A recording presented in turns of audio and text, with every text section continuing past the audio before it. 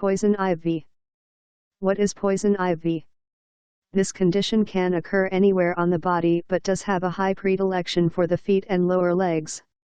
It is generally regarded that this rash is easier to avoid than it is to treat. The best way to avoid it is to become an amateur botanist. Be aware that it is the oil in the plants that cause the rash. This oil is known as Urushiol. Exposure to the oil creates a contact dermatitis, which is an allergic reaction. 15 to 30% of the population are immune to the effects. The rash can develop from coming in direct contact with the leaves of the poison ivy plant, coming in contact with something that has touched the plant, dog, sports equipment, clothing, etc. Particles in the air from the poison ivy plant coming in contact with your skin may set off a reaction. That is why it is recommended that you never try to destroy these plants by burning them. Urushiol oil can remain viable on dead plants and other surfaces for up to 5 years, causing the same skin reaction. The saying, "leaves of 3, let them be," will be mentioned in any article on this type of dermatitis. Learn to recognize that 3-leaved, low to the ground plants may very well be poison ivy. 3-leaved poison oak also grows as a low plant or bush. Their leaves resemble oak leaves. Poison sumac bushes or trees are more common in wet, marshy areas. The difference in the leaves is that each leaf has 7 to 13 shiny, smooth-edged leaflets. If you know you are going to be in an area with poison ivy and incidental contact is a possibility, then the best way to protect yourself is by wearing long pants, tucked into your socks, along with a long-sleeve shirt. Some sources recommend spraying exposed body parts with deodorant, as there is an additive in the deodorant that prevents the poison oil from entering the skin. Once exposed to the Urushiol oil, try to wash off the oil with nothing more than soap and water within 15 minutes or less.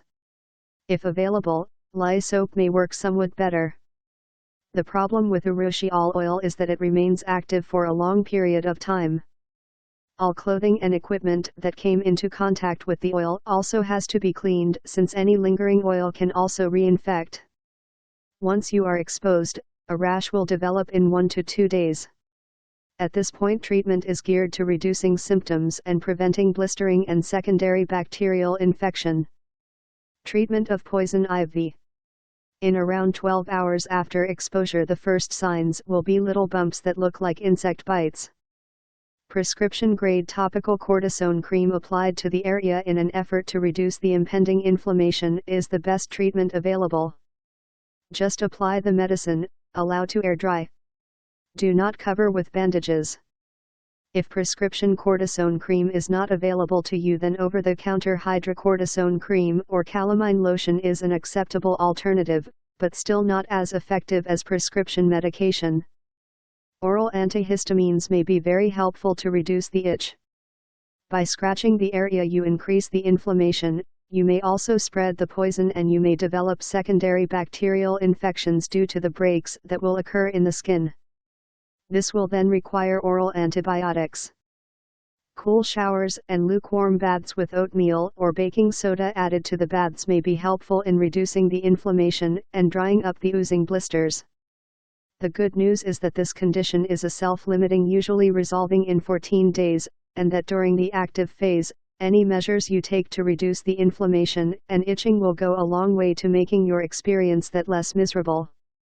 Read the complete article at www.foot-pain-explained.com/poison_ivy.html